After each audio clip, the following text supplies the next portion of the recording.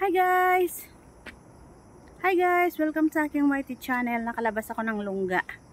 Kakatapos lang ng work namin. At inutusan ako ni Among mag-deliver ng bread. Dito lang naman sa kapitbahay. Ayan o, dito. Ito yung bread na binake ko. So pinapabigay niya doon sa kapitbahay. Dito o. Sa tapat lang namin yan, kaya lang kailangan kong umikot. So nandito na ako ngayon guys. Guys, kung bago ka pa lang sa aking channel, please mag-subscribe ka na. Burgess Vlog, OFW dito sa Singapore. Wait lang guys, at magdidingdong tayo sa bahay. So dito na ako, medyo malapit na. Medyo malapit na ako. At ito yung friend ko na laging nagbibigay ng fruit sa akin. Dito lang. So ayun na guys, dineliver ko na yung bread na ginawa ko. At mag-walk lang ako dito saglit. Siguro 1 pa ganyan. And then bago ako papasok sa bahay ni Amo. Meron naman akong susi. At napakalapit lang naman ng dito lang naman yun, no. Marami kasing mga puno. Ayan. So, dito naman yung bahay ni Amo. Pababa. Ayan. Yung mga sasakyan dito ay nakapark lang. Ayan. Ano yan? Pre-parking yan. Kaya dito sila nakapark sa labas.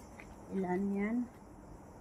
1, 2, 4 na sasakyan ang nakapark dito sa may daanan. Ayan pa guys. Yun. At yung isa naman ay sasakyan ng rent to kill, yung yung pest control. Ayan. Shoutout everyone. Shoutout sa mga ayan, rent to kill. Shoutout sa mga YT friends ko dyan na laging nagsusupport sa aking tawag dito, sa aking mga video. So ang bahay ni Amo ay doon banda.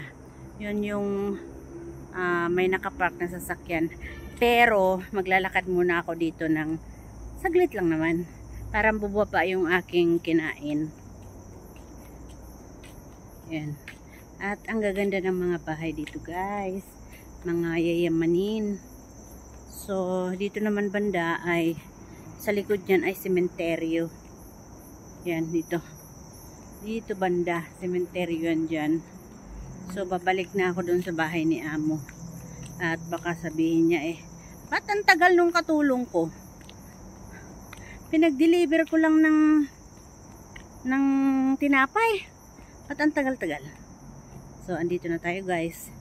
At meron naman akong susi, sarili. Yan. Papasok na tayo. At tapos naman na kami ng work. So, diretso na ako sa aming room. At rest time na. So, pasok na tayo. Ito na ang bahay ni Amo. Ayun ang bahay ni Amo. Yan ang bahay ni Amo. Yan ang bahay ni Amo. 3 palapag. O, diba? So, dito naman guys, dito naman ay binibenta naman ito. Namatay na kasi yung may-ari dyan. So, binibenta ng anak. So, nandito na tayo at papasok na tayo. So, bye-bye na everyone at nandyan si Amo sa sa may sala. So, bye everyone. And thanks for watching. Bye-bye. Ayan o. May unggoy dyan minsan.